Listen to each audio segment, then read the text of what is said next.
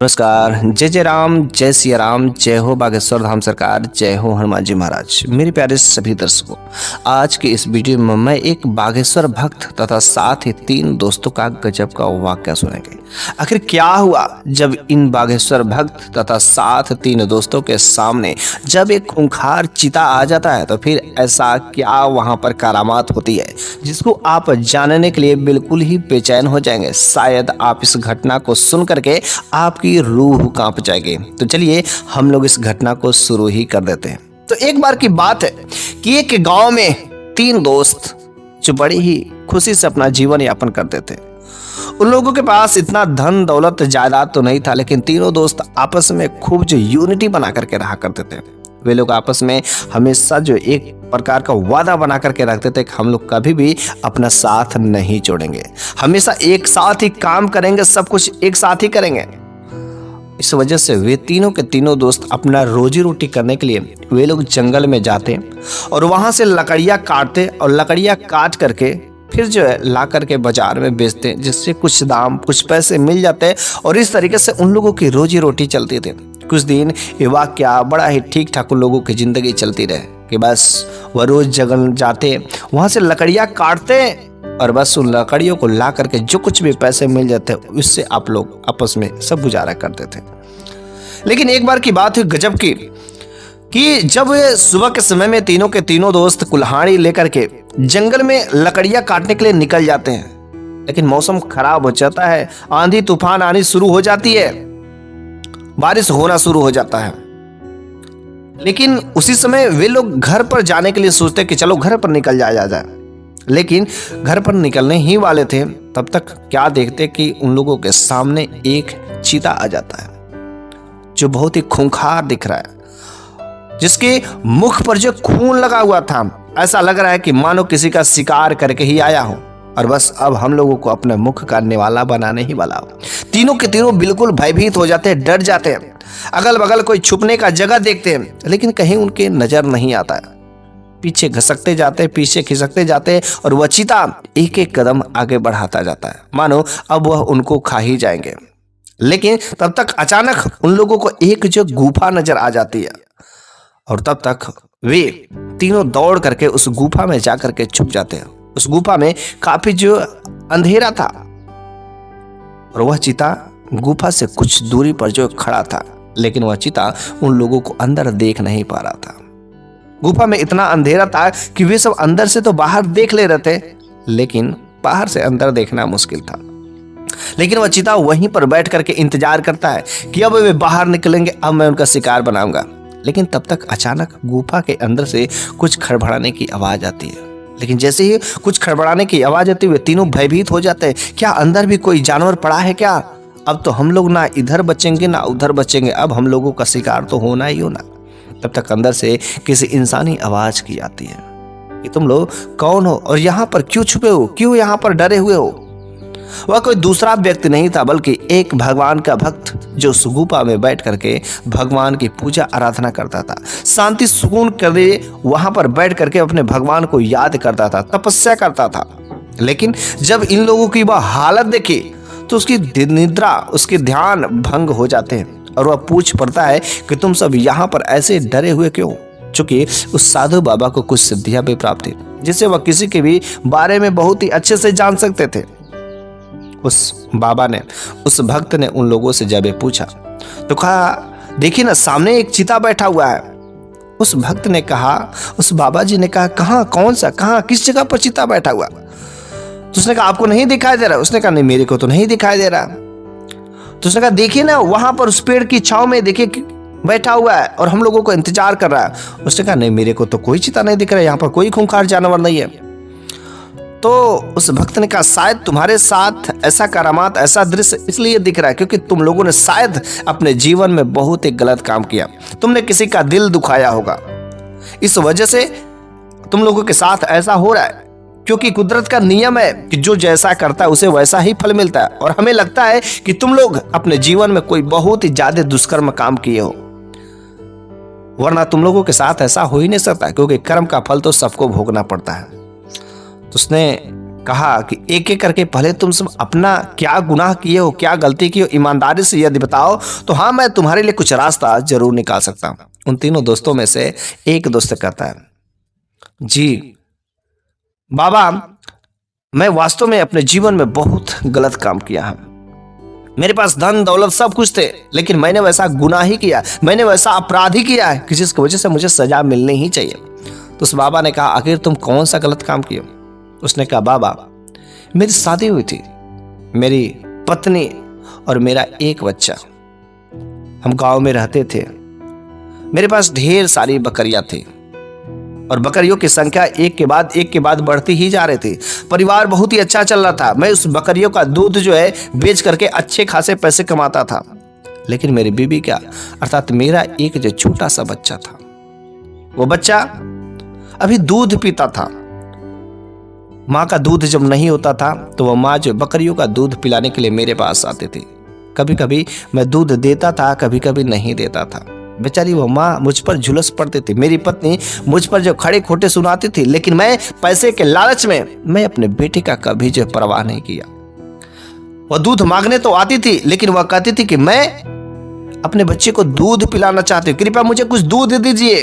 वह बेचारे गुस्सा करके मांगते, झल्ला करके मांगते थे, लेकिन मैं तो उस दूध को बेचता था।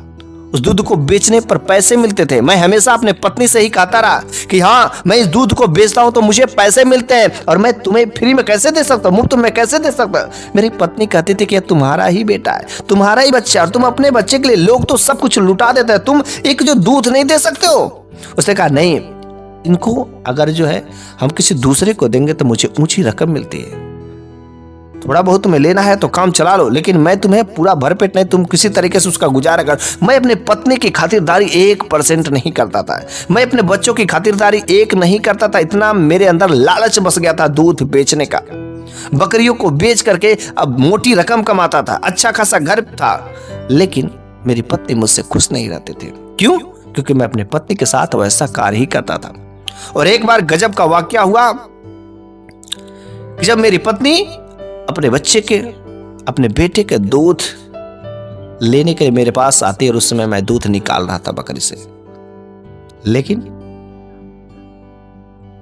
मैंने थोड़ा सा दूध दिया और वह अपने बेटे को ले जा करके पिलाने वाली थी, लेकिन तब तक अचानक उसे थोड़ा सा ठेस लग जाता है, ठोस लग जाता है, ठोकर लग जाती है, और वह दूध लेकर के गिर जाती है। सारा का सारा दूध जो जमीन पर गिर जाता है। उसका बच्चा भूख के मारे, दूध के मारे वह तड़प रहा था, रो रहा था। फिर से जो वह कटोरा लेकर के मेरे पास में आते दूध के लिए, वो कहती कि दूध गिर गया, मुझे ठोकर लग गया, दूध गिर गया, कृपया थोड़ा सा और दूध दे दीजिए। बस मैं तुरंत उस पर गुस्सा पड़ा और मैंने उसका कटोरा उठा करके फेंक दिया। तुम जानबूझ करके दूध गिरा देती हो, बच्चे को पिला करके अपने पीने के ड्रामा करती हो, ऐसे करती हो, वैसे करती हो। और फाइनली मैंने उस दिन अपने पत्नी को दूध नहीं दिया। बेचारा मेरा बेटा वह भूख से तड़प रहा था, वह बच्चा रो रहा था, और आखिरकार उसी रात मेरा बेटा दम तोड़ देता है। अपनी पत्नी, अपनी मां के गोद में ही वह जो बेटा दम तोड़ देता है। लेकिन थोड़ा सा भी मुझे कोई परवाह नहीं रहती है, थोड़ी सी भी चिंता नहीं रहती, थोड़ा सा भी दर्द नहीं होता है। वह रोने लगती है कि देखिए आज आपके वजह से आपने दूध नहीं दिया, और मेरा बेटा जो भूख के वजह से दूध के मारे तड़प तड़प के बेचारा मर गया, अपना दम तोड़ दिया। अरे आपके साथ रहना ही बेकार है, इससे अच्छा मैं बिना पति के रह लूंगी, ऐसा निदर्दी पति नहीं चाहिए। और वह पत्नी मेरे को छोड़ करके चली जाती है, पता नहीं कहां चली जाती, आज तक कभी वापस नहीं गए। शायद उसी की बददुआ लगी कि बस धीरे धीरे वह बकरियां दूध देना भी बंद कर दी। बकरियों में एक एक बीमारियां लगते गए, और ऑटोमेटिक एक एक करके बकरियां जो मरती गई, और एक दिन ऐसा भी आया कि मैं फिर से कंगाल बन गया, और आज मेरी हालत ऐसी हो गई। तो उस बाबा ने कहा कि चलो ठीक है, तुमने तो बहुत अच्छा काम किया, तुमने अपनी पत्नी के साथ वाह क्या गजब के कारनामे किए। दूसरे वाले से पूछते हैं कि अरे भाई तुम क्या, ऐसा क्या गुनाह तुमने काम किया है कि जो तेरे साथ ऐसा हो रहा है। तो उसने कहा बाबा मैंने भी तो अपने जीवन में कुछ गुनाह किया। मैं एक ठेकेदार था, मैं लोगों से काम करवाता था और ऊंची खासी अच्छे खासे पैसे भी कमाता था, लेकिन मैं जो जिन लोगों से काम कराता था उन लोगों को सही तरीके से पैसे नहीं देता था। मजदूरी होती थी कुछ और, लेकिन आधा पैसा देता था, कभी उनके खर्चा बस देने के लिए करता था। और जब उन लोगों का पैसा हो भी जाता था, मांगने लगते थे तो बस मैं उन लोगों को काम से निकाल देता था। और बस इस तरीके से मेरी ऊंची बिल्डिंग तो खड़े हो गए थे, लेकिन मेरे अंदर सुकून नहीं था, पैसे की लालच थी। और इस तरीके से मेरे बारे में अगल बगल काफी लोगों को पता चल गया कि वह सेठ जो है, वह ठेकेदार जो है, पैसा सही से नहीं देता है। और मेरे पास अब तो कोई काम करने के लिए ही नहीं आता था। और धीरे धीरे मेरा काम रोजगार जो है बंद हो गया, क्योंकि जब मेरे पास कोई काम करने आएगा ही नहीं तो मेरा रोजी रोटी कैसे चलेगी। बस एक एक करके सारे के सारे मजदूर मेरे पास से चले गए और फिर मैं कहीं का नहीं रह गया। और आज मेरी हालत ऐसी हो गई है। जिसने कहा, हाँ, तुमने भी लोगों को खूब लूट करके खाया है, इसका तो सजा तो तुम लोगों को मिलेगी ही मिलेगी। उस साधु बाबा ने तीसरे दोस्त से कहा, अरे भाई, तुमने कौन सा ऐसा गुनाह काम किया, ऐसा गलत काम किया है? उसने कहा, बाबा, मैंने तो बहुत ही बड़ा गुनाह काम किया, मेरा तो कहने लायक ही नहीं है। उसने कहा, अरे बताओ तो, तुम अपने जीवन में कौन सा गुनाह काम, इतना कौन सा गलत काम किया कि जो बताने लायक नहीं है? उसने कहा, हाँ, मैंने ऐसा काम किया है कि मैं जब अपने घर पर रहता था, मेरा भी एक अच्छा सा घर था, परिवार था, सब कुछ था, मेरे पास धन दौलत सब कुछ थे, किसी चीज की कोई कमी नहीं थी। भगवान ने सब कुछ दिया था और जिसका मैं नाजायज फायदा उठाता था। मैंने उन धन को, उन पैसों को, उन दौलत को कभी सही तरीके से इस्तेमाल नहीं किया। बस मैं उन चीजों को, उन पैसों को हमेशा जो अय्यासी करने में, गलत काम करने में, लोगों की इज्जतें लूटने में, किसी को बर्बाद करने में, मतलब कभी भी कोई सही काम नहीं किया। और नहीं तो और मेरे ऊपर जो एक हैवानियत का, एक जो हवस का भूख सवार थी। और मैं किसी भी लड़की को, किसी भी महिला को बस देख लेता था, अगर वह खूबसूरत है तो वास्तव में मैं उसके साथ रातें बिताने के लिए किसी भी हद तक मैं कितना भी पैसे मैं खर्च कर देता था। और इस तरीके से मेरा जो है हर तरीके से पूरा ही बढ़ता था। मतलब यदि देखा जाए तो मैं कोई नेक कार्य करता ही नहीं था। पूरा दिन भर दारू शराब में डूबे रहता था और बस बदकारी का काम, इधर उधर यही रातें बिताता था। कभी इस महिला के, कभी उस लड़की को, ऐसे ही काम चलता था। लेकिन एक बार की बात हुई कि मेरी एक जो है चाचा की लड़की थी, बहुत ही खूबसूरत थी, लगेगी तो मेरी बहन, लेकिन मेरे अंदर का जो हैवानियत था ना, उसका जो है निशाना जो अपने चाचा की लड़की, जो मेरी बहन ही लगेगी, उसके ऊपर पड़ गया। और एक बार मैं उसके पास गया और कहा कि देखो, तुम बहुत खूबसूरत हो और शायद तुमको मेरे बारे में पता होगा कि मैं जिस लड़की को चाह लेता हूं, मैं उसको हासिल करके ही रहता, और तुम मुझे बहुत अच्छी लगती हो। तुम मेरे साथ एक रात रंगीन कर लो, मजा आ जाएगा, तुम जो कहोगे मैं सब कुछ दूंगा। उस लड़की ने कहा, अरे शर्म करो, तुम मेरे भाई लगेगे, और भाई बहन में ऐसा नहीं हो सकता है। कम से कम भगवान से तो डरो, कम से कम इस रिश्ते से तो डरो। अरे भगवान तुम्हें किसी नरक में भी नहीं जगह देगा, कम से कम ऐसी गलतियां मत करो। लेकिन वह एक बार कहता है, दो बार कहता है, वह लड़की नहीं मानती है। हर बार यही कहती है कि मैं ऐसा गलत काम नहीं कर सकती हूँ, ऐसा बिल्कुल ही नहीं कर सकती हूँ। लेकिन एक बार वह हैवान मौका पा जाता है, तो बस उसके साथ जबरदस्ती कुछ ऐसा गुनाह कर ही देता है जो नहीं करना चाहिए। और जबरदस्ती इतना वह गुनाह कर देता है। वो लड़की जब कहती है कि मैं कुछ भी ऐसा वैसा नहीं होने दूंगी, लेकिन वह लड़का मानता ही नहीं है। बस उसके साथ सारी के सारी अपनी हवस बुझा लेता है। वो लड़की अपने आप को इतना गिरा हुआ समझती है, इसको इतना घटिया समझती है कि वह पास में एक चाकू पड़ा था और वह चाकू लेकर के अपने पेट में घोंप लेती है और वो मर जाती है। और शायद उसी की बददुआ उसको लगी कि आज उसकी हालत बहुत ही खराब हो गई है, सारे के सारे उसके पैसे लुट गए और आज वह जो बिल्कुल ही गरीब हो गया है, मेरे पास कुछ नहीं है। और हम तीनों लोग जब मिले तो हम तीनों लोग एक दोस्त से, और तीनों लोगों की औकात एक ही बराबर हो गए थे। इस वजह से हम लोगों ने माना कि चलो अब हम लोग बस जंगल से लकड़ियाँ काटेंगे और बेचा करेंगे, इससे रोजी रोटी गुजार करके कुछ सही करेंगे। भगवान ने हमें कुछ सजा दिया है, लेकिन वे तीनों के तीनों इतनी सारी गलतियां करने के बाद भी भगवान को नहीं मानते थे। उस तपस्वी ने, उस भगवान के भक्त ने भगवान से कुछ आराधनाएं की कि हे भगवान, इन लोगों को अपने गलती पर एहसास हो गया, इन्हें माफ कर दो, एक बार मौका दे दो, दोबारा नहीं देना।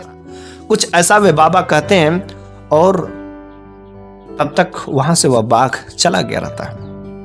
कहते कि ठीक है, अब तुम सब यहां से जा सकते हो। रात्रि हो गई रहती है, रात्रि भर उसी गुफे में वे सब वहां पर रहते हैं और सुबह होते ही अपने घर को चल पड़ते हैं और घर पर जाकर के पूरे गांव में हल्ला कर देते हैं कि वहां पर जो एक बहुत ही खूंखार जो जानवर आया, चीता आया, वह शिकार बना लेता। अब तो गांव के लोग जो और भी लोग लकड़ियां तोड़ करके जाते थे, लेकिन जैसे इस नाम को सुनते हैं कि उस जंगल में उस जगह पर एक खूंखार जो चीता आया, अब तो किसी की हिम्मत ही नहीं होती थी कि लकड़ियां तोड़ने का। कुछ दिन बीत जाते हैं, लेकिन ये तीनों के तीनों लड़के रिस्क ले करके वे जंगल में आते हैं लकड़ियां तोड़ने। एक दिन तोड़ करके लेके चले जाते हैं, 2 दिन तोड़ करके लेके चले जाते हैं और वे गांव के लोगों को लकड़ियां नहीं मिल रही थी, जिससे उन लोगों को बहुत सारी परेशानियां हो रही थी। अब ये सब जब लकड़ियां लेकर के जाते तो काफी ऊंची दाम पर बेचते, क्योंकि किसी की हिम्मत नहीं होती थी लकड़ियां तोड़ने का। कोई नहीं आना चाहता था, कोई अपने जीवन को खतरे में नहीं लाना चाहता था। और इस तरीके से वे तीनों के तीनों की आदत फिर से बन जाती है। लकड़ियां तोड़ते हैं और ले जाकर के बेचते हैं, लेकिन पहले कम दाम मिलते थे, अब तो ऊंची रकम भी मिलते हैं, जिससे के वजह से अब उन लोगों के पास काफी ढेर सारे पैसे, धन दौलत आने शुरू हो जाते हैं। बस इन लोगों का अब तो यही रोजगार शुरू हो गया। उनके पास मोटी रकम हो गई, अच्छा सा घर बनवाया, मजबूत, टिकाऊ, हर तरीके से पर्सनल सब कुछ व्यवस्था ठीक हो गई। और हर रोज यही वे सब किसी को धमकी देते थे कि क्या तुम्हारे पास हिम्मत है, धमकी पावर है कि हाँ जो खूंखार चीता है तुम मुझसे लड़ सको, मेरे पास वो हथियार है, मैं उससे लड़ लेता हूं। और जैसे वे तीनों के तीनों किसी को डरा देते थे, किसी की हिम्मत नहीं होती थी कि वो जंगल से जाकर के लकड़ियों को तोड़ करके लाए। लेकिन एक बार वे तीनों के तीनों दोस्त काफी दिन हो जाते हैं, एक अच्छा सा घर, आलीशान घर बनवाए रहते हैं, मजबूत दरवाजा बनाए रहते हैं ताकि कोई चोर जो अंदर प्रवेश ना कर सके। तीनों के तीनों जो है एक कमरे में सोए हुए रहते हैं। रात्रि का समय रहता है, अचानक शोर उठता है कि गांव में बाघ आ गया, गांव में चीता आ गया, पूरा गांव में कोलाहल मच जाता है। तो लोगों ने सोचा कि हम लोगों की डरने की क्या बात है, हम लोगों का घर का जो एक एक दरवाजा इतना मजबूत है किसे कोई तोड़ भी नहीं सकता, और ये बाघ की इतनी क्या औकात है कि वह तोड़ देगा। और तब तक तो हल्ला हो ही रहा था, कोलाहल मच ही रहा था, तब तक अचानक वह बाघ, वह खूंखार चीता दरवाजा तोड़ करके डायरेक्ट उनके सामने आकर के खड़ा हो जाता है। अब तो उन लोगों को समझ ही नहीं आती कि इतना मजबूत दरवाजा आखिर यह बाघ चीता तोड़ा कैसे। तीनों की हालत खराब हो जाती है।